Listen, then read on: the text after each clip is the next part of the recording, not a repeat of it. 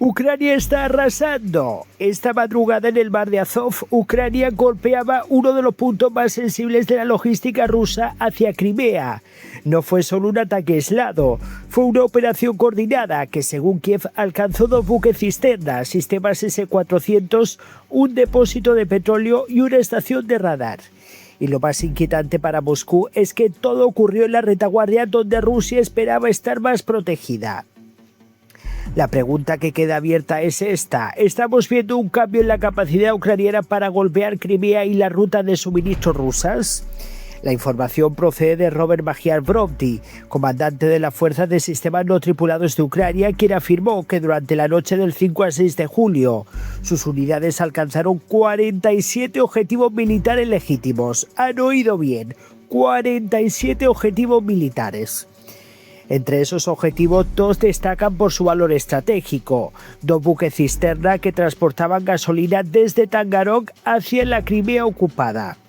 Según Brovdi, cada uno de esos petroleros tenía capacidad para unas 7.000 toneladas, equivalente a 200 vagones cisterna de ferrocarril. Si esa carga se confirma, el golpe no solo afecta a 2 barcos, afecta a una ruta de combustible esencial para mantener operaciones militares, transporte y abastecimiento en Crimea. Pero lo que ocurrió después elevó aún más la tensión. En tierra, Ucrania también atacó un depósito de petróleo en Kerch, una ciudad clave en el este de Crimea, por su conexión con el estrecho de Kerch y las rutas logísticas rusas. Además, durante el mismo periodo se localizaron y destruyeron 2 lanzadores del sistema de defensa aérea S-400 Triumph, uno en una posición de tiro en el Oblast de Briansk y el otro oculto en Crimea. Y aquí aparece uno de los elementos más sensibles del episodio. El S-400 es uno de los sistemas de defensa aérea más avanzados de Rusia. Se emplea para proteger instalaciones estratégicas, interceptar amenazas aéreas y, según la versión ucraniana, también para lanzar misiles contra objetivos terrestres. La destrucción de 2 lanzadores, si se confirma, tendría un valor simbólico y operativo considerable. A esto se suma la destrucción de una estación de radar NEVO-U en Crimea.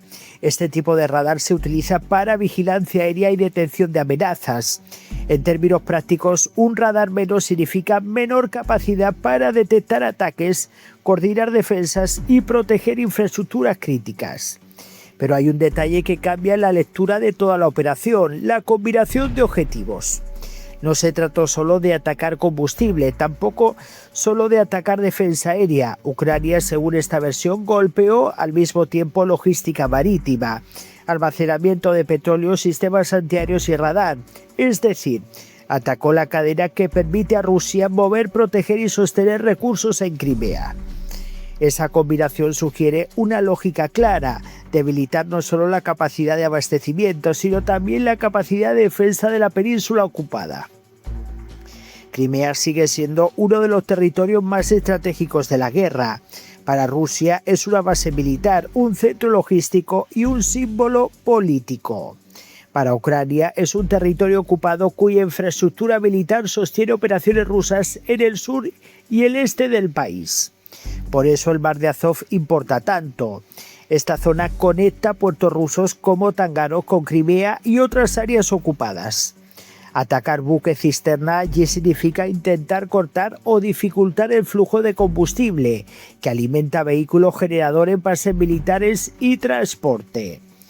Y aquí aparece otra capa del episodio: el uso de las fuerzas no tripuladas. Y es que las fuerzas de sistemas no tripuladas de Ucrania han ganado protagonismo en operaciones de largo alcance.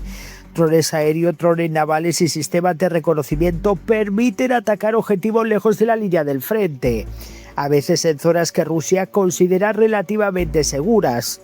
Eso explica por qué este tipo de ataques tiene un efecto psicológico además de militar. Si Ucrania puede alcanzar barcos en el mar de Azov, depósitos en Kerch y sistemas S-400 en Crimea, Rusia debe, en este caso, dedicar más recursos a proteger su retaguardia. Según Brovdi, la operación también coincidió con un apagón en Crimea anunciado por las autoridades de ocupación. No está claro en qué medida el apagón estuvo relacionado directamente con los ataques, pero el dato refuerza la sensación de vulnerabilidad en la península. Putin está perdiendo el control de la invasión. Ahora bien, conviene separar hechos confirmados de afirmaciones de parte. La información disponible procede principalmente de fuentes ucranianas. No hay confirmación independiente completa sobre el alcance exacto de los daños en los buques cisterna, los S-400 o el radar Nebou. Pero habéis visto las imágenes, porque yo os estoy mostrando imágenes de todos estos golpes que se han producido en el día de hoy, que ha sido publicado por el Estado Mayor ucraniano. En este tipo de guerra, ambos bandos suelen presentar versiones parciales o interesadas de los acontecimientos, pero en este caso las imágenes hablan por sí solas. Por eso, el análisis debe mantenerse prudente. El ataque, según Kiev, fue amplio y coordinado.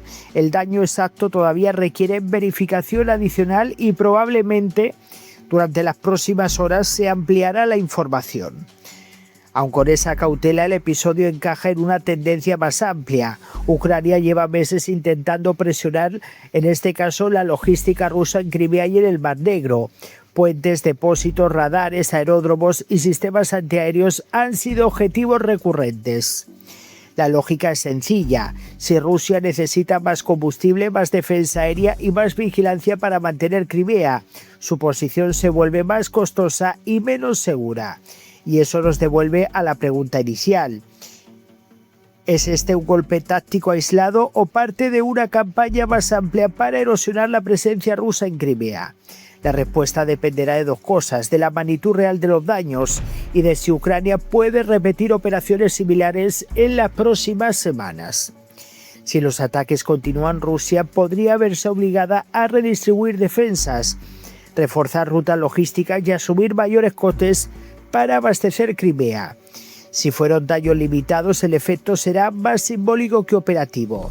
Pero incluso en ese caso el mensaje ya está enviado. Crimea no está fuera del alcance de Ucrania.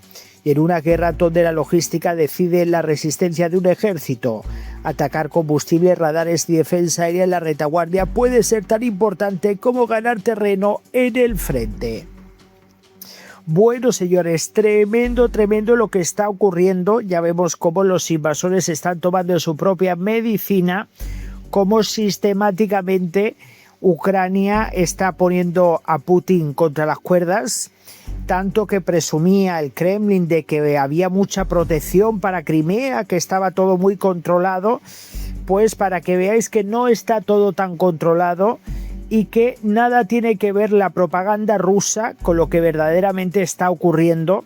Lo que pasa que, bueno, en este caso a Putin le interesa proyectar una falsa realidad, vendernos una historia y un cuento chino de cara tanto a nivel nacional como a nivel internacional para vender supuestos éxitos de Rusia que, pues al final, mirar todos los golpes que están recibiendo. Y la pregunta es muy clara. ¿Pensáis que Ucrania está sorpasando a Rusia en base a todos los ataques de los últimos tiempos que no paran de aumentar? Muchísimas gracias, voy a leer vuestros comentarios, dejen sus likes, apoyen al canal y nos vemos en el próximo vídeo.